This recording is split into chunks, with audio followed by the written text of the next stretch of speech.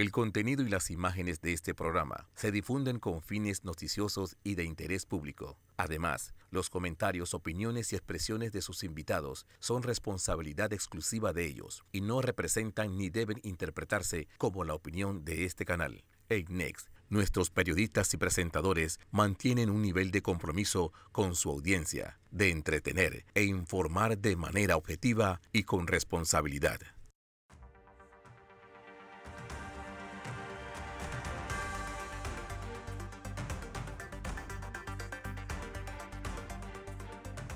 Saludos, buenas noches, bienvenidos a Hablando de Frente como todos los jueves a las 7:30 de la noche por las pantallas de Next TV.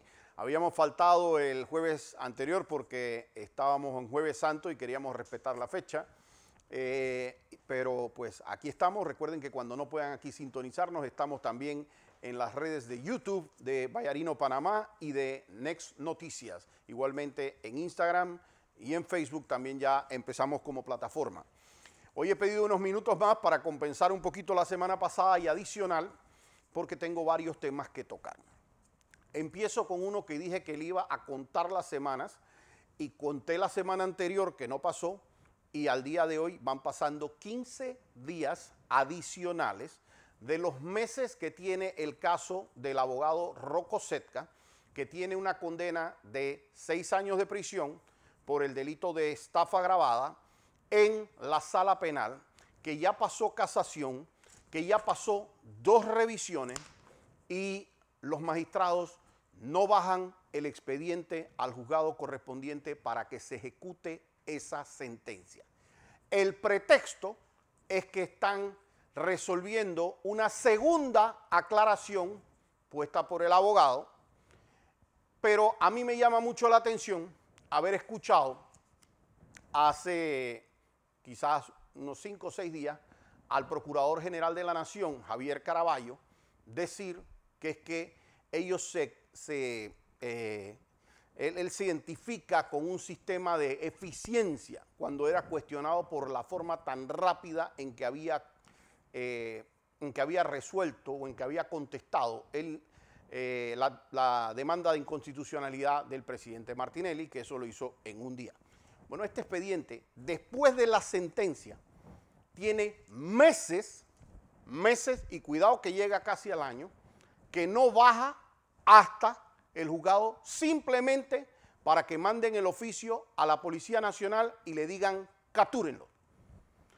Cerca de un año han tomado entre resolver revisiones, aclaraciones, vuelve la aclaración, vuelve la revisión, y eso es el nivel de eficiencia que yo veo en casos en donde ya hay una condena en firme que pasó por un juzgado, pasó por apelación y llegó a casación. Esta es la semana 4 que yo estoy contando desde que estoy haciendo el programa. Los magistrados de la sala penal me van a estar oyendo semana 5, semana 6, semana 7, y ellos dirán hasta cuándo ellos quieren que la gente sepa lo que ellos demoran en resolver una aclaración tan sencillo, que ya es la segunda aclaración que se solicita para que el expediente baje al juzgado y se ejecute una sentencia. Hay víctimas esperando que eso se haga, y básicamente no les importa. Aparte hay otra cantidad de expedientes judiciales sobre hechos similares de otras víctimas que han presentado eso ante el Ministerio Público, y pues nosotros queremos ver la velocidad de la que me habló Javier Caraballo. Yo con el procurador siempre procuro ser respetuoso. El procurador es una persona respetuosa. Cada vez que nosotros nos hemos visto, hemos interactuado, ha sido siempre de una manera respetuosa, y yo procuraré que así sean igualmente tanto mis críticas como las veces en que me ha tocado pues decir que yo considero que él está haciendo una labor de carácter adecuada o que algo se ha hecho de manera como se tiene que dar. El Procurador General, y ahora voy a tocar un tema que está relacionado a estos famosos temas de los testigos protegidos, porque hoy salió o ayer salió el certificado de que ya en efecto la sentencia del caso Pinchazo está en firme. Y eso era lo único que impedía que el testigo protegido famoso, que está ocupando una posición en donde lo nombraron con $10,000 al mes, cuando antes ganaba $800 al mes. Pero 2 días después de que hizo sus declaraciones en el caso Pinchazo, él lo nombran con $10,000 al mes. Ya los jueces dijeron en los 2 juicios que esta persona había dicho algo distinto en sus primeras declaraciones y luego en las segundas declaraciones. Y eso, por supuesto, va a ser objeto de acciones penales por parte de nosotros. Pero la parte administrativa no tiene por qué demorar. Y aquí yo hago un llamado directo, respetuoso igualmente, con el aprecio que le tengo al presidente de la República, porque yo en más de una ocasión, y aquí hubo un debate de interpretaciones sobre lo que ocurría con el testigo protegido, porque yo cuestioné a varias personas cercanas en su momento dado a la presidencia de la República, el por qué mantenían a una persona que claramente se sabía que había mentido adentro de un proceso y se sabía que 2 días después de que había hecho esas declaraciones es que le habían pasado el salario de $800 a $10,000. Y como yo obviamente tengo aprecio por muchas de las personas que están en el gobierno y tengo amistad con varios de ellos, yo trataba de alguna manera de poderles llevar las inquietudes que en su momento dado también habían pues entre lado y lado, por así decirlo, porque ellos me decían por qué Ricardo Martinelli cuestiona que el gobierno se está metiendo o que el gobierno está interviniendo de alguna manera en el caso. Y yo les decía, la percepción por lo menos de que hay mano del Ejecutivo metido en esto, se la están ganando por algo tan sencillo como dejar a este testigo que no tiene ninguna razón para estar ganándose $10,000, que él mismo dice que las labores que él hacía para ganar $10,000 es sacar fotocopias, ¿cómo se llama? Hacer una mantenimiento de computadora, porque la persona no tiene estudios diplomáticos. La persona jamás, porque esta persona era un cabo de la Policía Nacional y para esos puestos normalmente se nombra a comisionados. Entonces esta persona es el único cabo en la historia de Panamá que de ganar $800 lo pasaron a ganar más que el director de la Policía Nacional. Entonces esta persona gana arriba de $10,000 al mes y lo que hizo fue que 2 días después de que él hace su declaración lo nombran allá. Es decir, cualquiera persona que ve eso sabe que está mal. Cuando yo les digo eso a algunos funcionarios, ellos me contestan que lo que pasa es que había un fuero. En el primer juicio, el juez Tejera y el resto del tribunal habían dicho que cuando él declaraba, él tenía un fuero hasta que acabara el proceso. Como había habido una nulidad del proceso, yo podía admitir que la interpretación podía ser confuso de hasta dónde llegaba esa situación que había dado el juez Tejera, pero que había sido objeto de una nulidad. Y yo les decía a ellos, yo espero, porque estoy confiadísimo, que va a salir la verdad también en el segundo juicio, como en efecto salió, y diría yo que hasta muchísimo más clara, porque ya nosotros teníamos idea por dónde venía todo el asunto. Yo espero que tengan la hidalguía y que actúen de manera correcta, que escuché al vicepresidente, pero también he escuchado estas palabras del presidente. A veces hay que escoger entre lo popular y lo correcto. Y lo correcto, señor presidente, es que no haya una persona, primero, que no merece ganar los $10,000 al mes, ganando $10,000 al mes, sobre una posición que no tiene la capacidad de ejercer, primero, sobre lo que no ha hecho estudios diplomáticos para tener. Entonces, la primera razón por la que esa persona no debe estar ahí es porque no tiene ni siquiera las aptitudes necesarias para ser un funcionario diplomático que represente a Panamá. Señor presidente, yo le voy a mandar a usted el contrainterrogatorio que yo le hice a él y se lo voy a mandar en video, porque nosotros teníamos información y salió en juicio que esta persona que supuestamente lo mandaron a representar a Panamá no conocía ni siquiera el Comité de Defensa de la Organización de los Estados Americanos.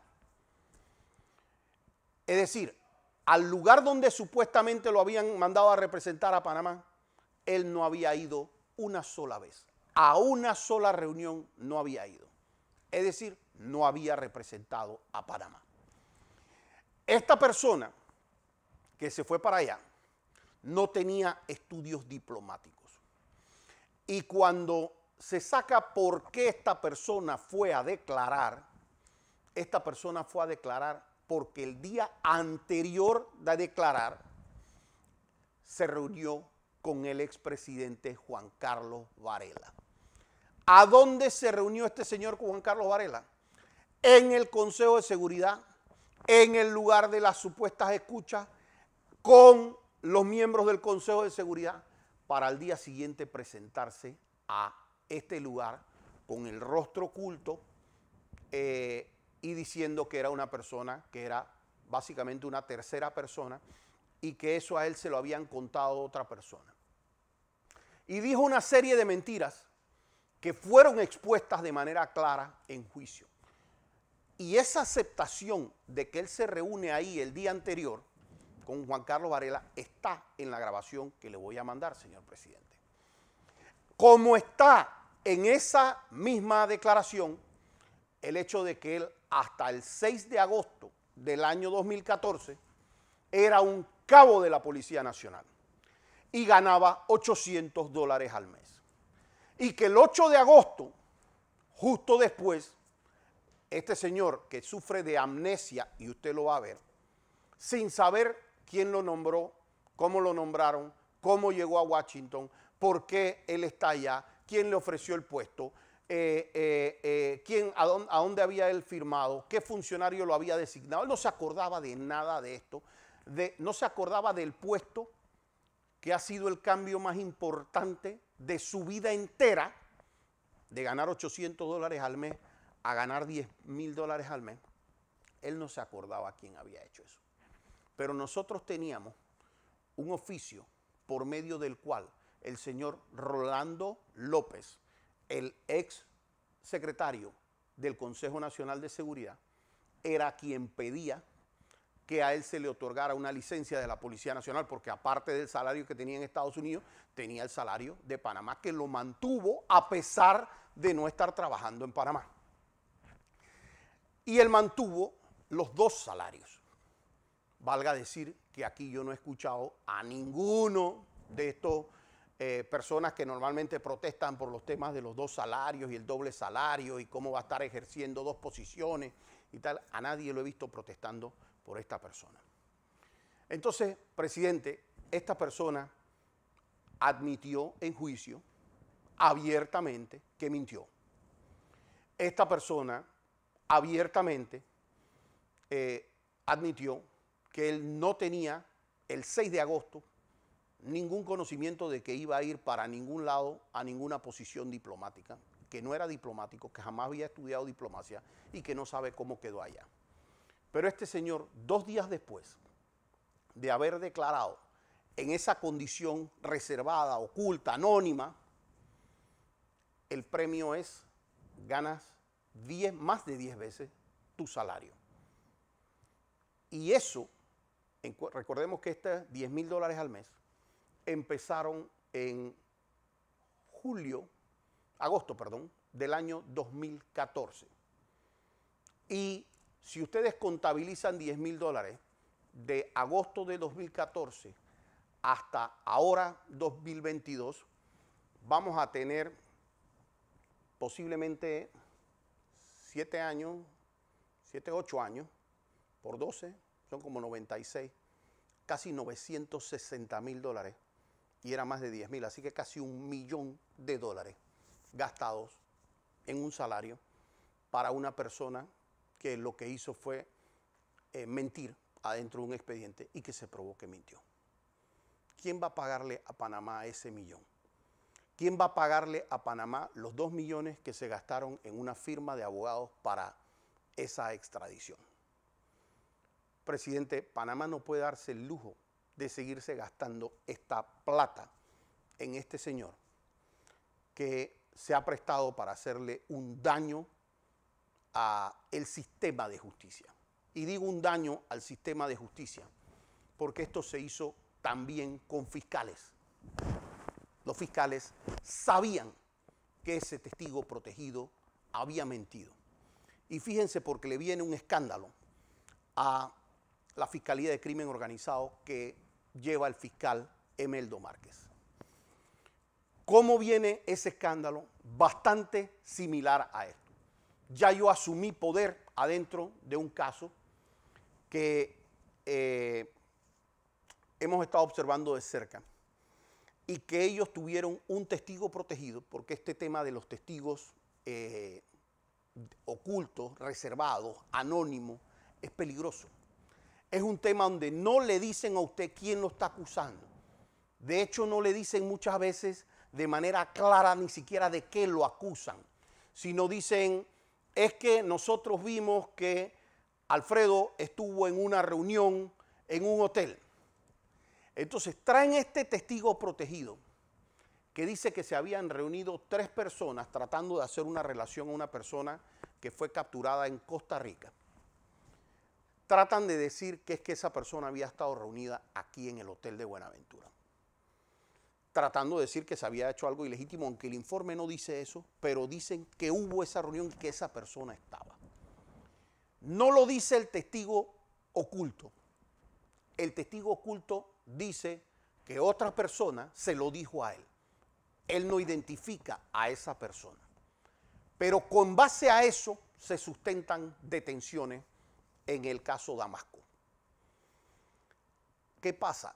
La mentira tiene patas cortas y como salió en el caso Pinchazo, de que fiscales se estaban prestando para esto, resulta ser que por esas gracias de Dios sale en Costa Rica que capturan a una de las personas que supuestamente estaba en Panamá.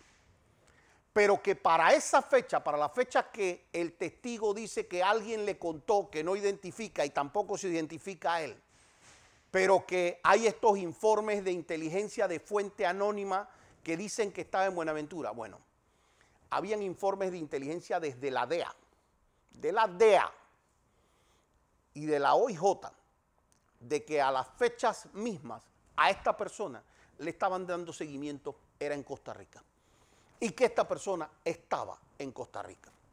De hecho, en uno de los días que se refieren que estaba en el hotel, la persona saca licencia en Costa Rica. Imagínense ustedes lo peligroso que está llegando a ser este sistema, en donde un fiscal pueda agarrarse de cosas completamente anónimas y los jueces de garantía tienen el deber de cuestionar esos informes. Porque esos informes, si bien son pruebas cuando lleguen a juicio oral, y allá es que se puede entrar en el debate, mientras tanto están ordenando la detención de una persona, de una o de varias, porque pueden ser muchísimas en este caso. Entonces, hay testigos también en Costa Rica y van a venir a declarar en Panamá de que esa persona estaba en Costa Rica. Y yo quiero saber qué le van a hacer a esos testigos que mienten. Porque es que esto no puede quedar nada más en, no se probó. No, cuando un testigo agarra y declara, hay una ley que le leen, que es el artículo 385 del Código Penal panameño, que le dice, si usted miente en contra de una persona en un proceso penal, la pena puede ser hasta de 8 años de cárcel. Pero no veo que la aplican, porque los 7 fiscales que yo tuve en el caso de Ricardo Martinelli, los 7, los tengo en audio y video, vieron al testigo Pití admitir claramente que había mentido en 3 declaraciones previas. Y ninguno de esos fiscales le abrió una investigación. Nosotros la motivaremos. Y yo creo que esto es importante que se entienda lo que está pasando, porque la política se está metiendo en la arena judicial, o la arena judicial se está metiendo en la política. Y aquí hay mucha gente que puede decir, no, Martinelli, es que Martinelli se salió con la suya porque no le probaron el tema de los pinchazos y tal y cual, pero habían pruebas. No habían pruebas. Y eso es por la razón por la cual 2 tribunales distintos determinaron que él era inocente. Y no solo no habían pruebas, las pruebas que habían, se probó que habían sido manipuladas. Se probó que los supuestos correos se hicieron en la computadora de Rolando López, de manera directa con nombre y apellido. Y salió en los propios archivos, salía Rolando López, cuando supuestamente él no había tocado esa evidencia. Y salía en la evidencia digital, salía claramente su computadora. Y se probó que al testigo protegido le pagaron. Y se probó que había evidencia con los sellos rotos. Entonces, miren, si aquí trajeran la tesis de decir, bueno, es que Ricardo Martinelli salió bien librado porque sí del caso. Miren, empiecen a votarlos a los fiscales entonces por ineptos. Porque, y a todos los que participaron, Consejo de Seguridad, etcétera, porque si usted tiene como presidente, porque esto venía desde la presidencia de la República, y usted es el presidente de la República, y usted tiene el Consejo de Seguridad, y usted tiene la Procuradora General de la Nación, y usted tiene magistrados de la Corte Suprema de Justicia, porque varios estaban claramente en contra de Ricardo Martinelli. Usted tiene todo eso, y usted dice tener las pruebas, y usted no logra condenarlo, usted es un morón. Entonces, claramente, las evidencias eran contundentemente probadas que habían sido manipuladas. Y no había para señalar a Ricardo Martinelli. Y entonces, ¿por qué tuvimos un proceso 7 años?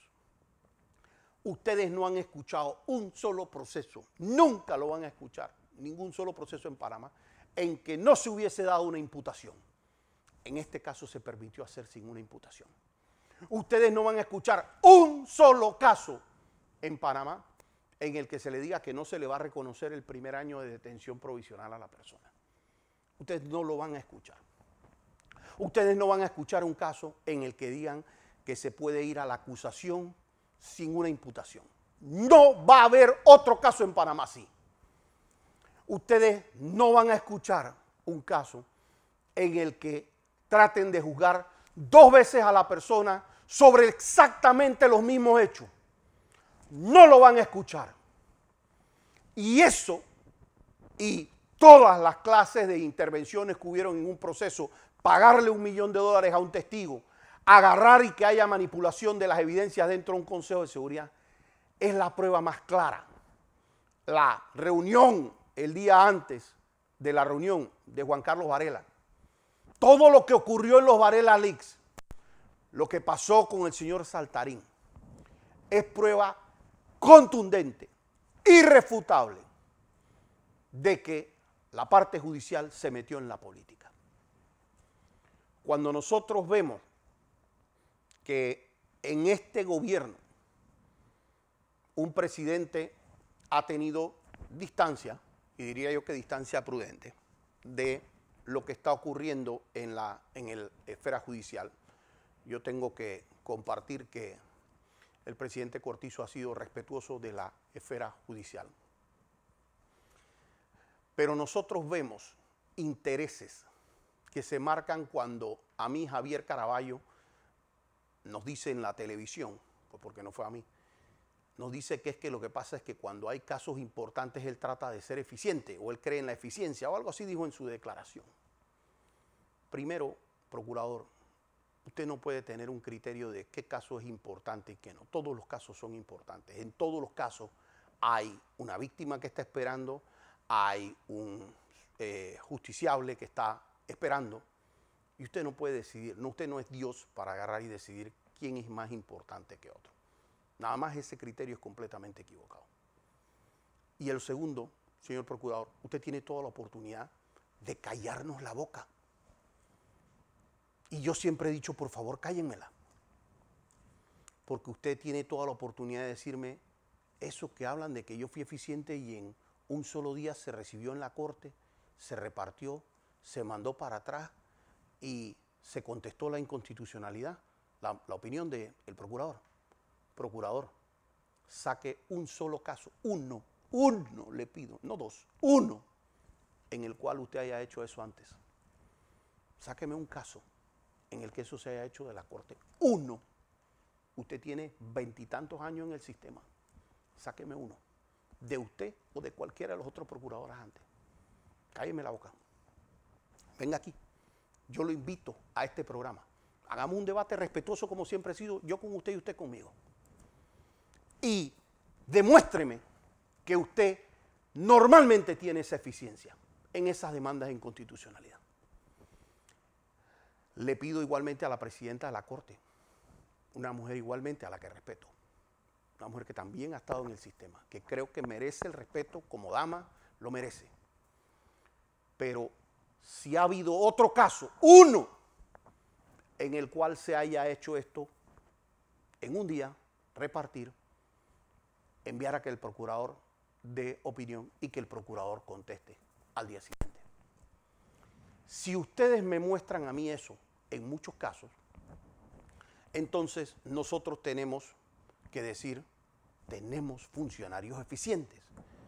Y eso es lo que está pasando. Hay unos funcionarios eficientes que están actuando con la mayor velocidad. Pero si contrario a eso, ustedes agarran y ustedes simplemente, yo les muestro a ustedes demandas de inconstitucionalidad que para admitir toman semanas, meses y algunas hasta años en contestar. Y resulta ser que ustedes no muestran ninguna en que ustedes hayan logrado esto en un día, como pasó con la de Ricardo Martinelli. Entonces ustedes permítanme a mí, con todo el derecho, de pensar que algo irregular, algo que no es normal, algo que no ocurre todos los días en la Corte y la Procuraduría, está ocurriendo sobre Ricardo Martinelli. Y cada quien sabe lo que hace en su vida. Pero lo que ustedes hoy hacen con la justicia para otras personas es la ventana que ustedes abren para que pase con cualquier otra persona. Y eso es lo que nosotros le decíamos a los anteriores magistrados cuando les decíamos, si ustedes abren una ventana en la cual aquí se puede permitir que una imputación, que se pueda proceder a una acusación, perdón, sin que haya una imputación, el día de mañana se lo van a poder hacer a cualquiera. Y eso duele por el derecho en Panamá. Yo sé que hay mucha gente que no me entiende la importancia de ese tema. Pero la importancia de la imputación es que a usted le digan exactamente de qué hechos es que usted se tiene que defender. Y cuando nosotros veíamos las querellas de Balbina Herrera, la querella de Michel Doins, que de paso eran como un copiar y pegar, me las ponían una contra otra. Y yo veía los hechos, y los hechos decían, es que no sabemos cuáles fueron las circunstancias de modo, tiempo y lugar en que ocurrieran los hechos. Es decir, no sabían cuándo, dónde, cómo y quién, pero acusamos a Ricardo Martinelli. Y yo tenerla como abogado que sufrir la vergüenza de magistrados que me digan a mí que eso puede equivaler a una imputación. Porque en una imputación a usted le dicen, usted el 14 de julio del año 2014 en tal lugar hizo tal cosa. Entonces yo puedo decir, yo no estaba ahí el 14 de julio. Yo no estaba en Panamá el 14 de julio. Lo que yo quiera puedo hacer para defenderme porque a mí me notificaron cuáles eran los hechos. Pero aquí permitieron hacer un trabajo así en la política. Hoy un exdiputado renunció al fuero. Acabo de leerlo en alguna de las redes cuando venía en camino acá. Renunció al fuero no. Invocó el fuero, invocó el fuero penal electoral. Panameñista, muy pegado a Varela. Yo no he visto a nadie salir a protestar por eso. De hecho, es un derecho que puede hacer. No estamos protestando nosotros. Pero sí veo cómo nosotros vemos cómo ciertas personas salen con una cantaleta tratando de meter lo jurídico en lo político. Y aquí yo tengo que hacerle un mensaje. Blandón no renunció al fuero. De hecho, lo invocó. Y Blandón tiene todo el derecho. Y el Tribunal Electoral le mantuvo el fuero. Y nadie hizo ningún aspaviento por eso. Igual lo hizo el candidato Rómulo Rux. Invocó el fuero, mantuvo su fuero. El Tribunal Electoral le mantuvo su fuero. Eso lo hizo dentro de la investigación de Odebrecht, que Rómulo Rux tiene todo el derecho a que se le presuma su inocencia también dentro de ese proceso.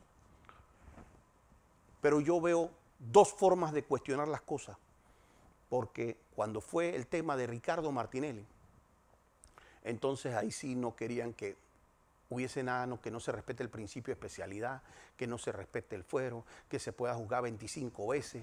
Aquí no hay ningún problema con eso.